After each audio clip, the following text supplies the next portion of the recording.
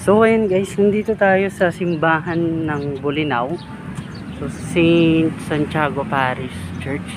Senior Santiago yata to. So napakaganda nito siguro sa loob, no. Yun, unfortunately guys, sarado siya ngayong araw. So ngayong Monday lang daw. So hindi pa tayo nakaabot. Uwi na rin po kasi kami, no. So ito yung kanilang patron and patroness. Ayan po. So ito naman yung kanilang Lenten recollections or Lenten schedules.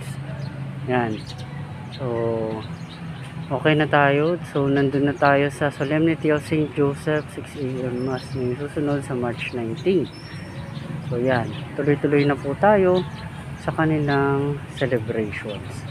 So maganda tong simbahan na to, no. So hindi lang natin na talagang open yung kanilang simbahan.